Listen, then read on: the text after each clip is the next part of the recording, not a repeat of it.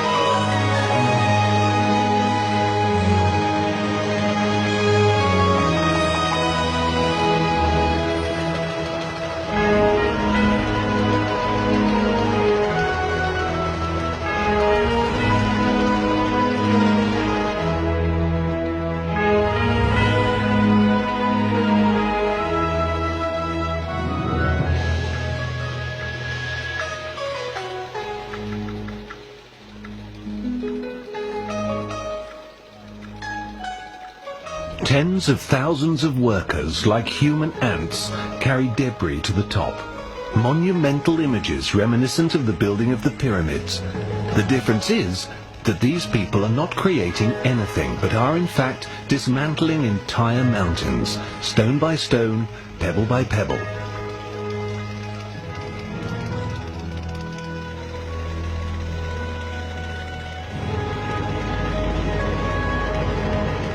They all share a common goal: jade.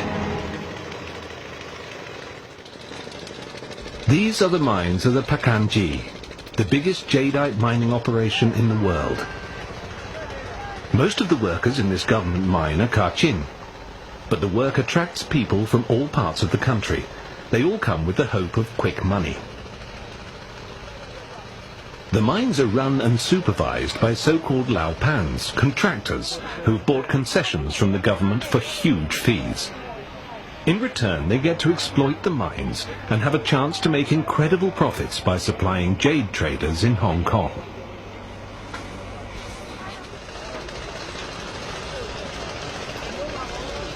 For the workers, the employment offered by the mines is welcome, even if the working conditions and wages are below standard. After a hard day's work, each miner only makes about $1. 1/3 of his money is spent on water and food alone. No machinery could compete with such cheap labour, even if it was possible to bring more heavy equipment into the mining areas. There's no concept of insurance or protection around these parts. If there was a serious accident, the workers would be left to fend for themselves. While for the laopan, this boulder here could be worth a fortune, for the workers, it could as well be their tombstone. Equipped with jackhammers and shovels, these men are the most important workers, as they are the only ones in the mine responsible for sorting out the good stones from the bad.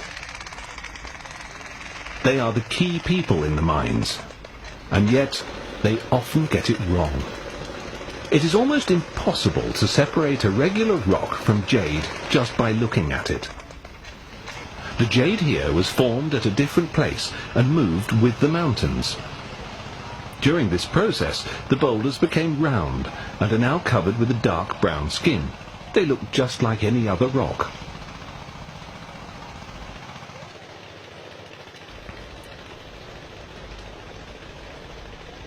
It's difficult throwing away any stones from this mine, but the decision must be made right here.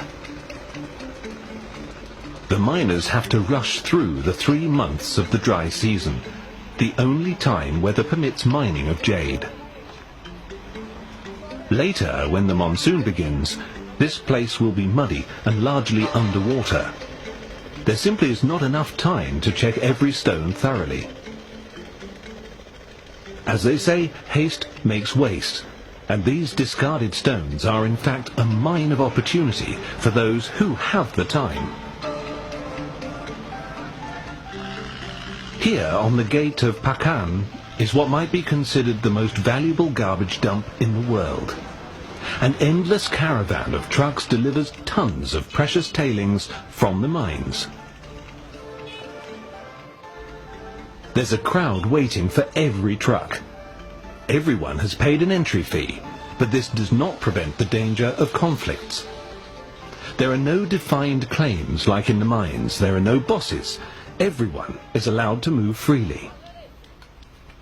Whoever sees a stone first has become its owner. But if two miners find one at the same time, there will be trouble. For each piece of jade taken out of here, there is tax to be paid.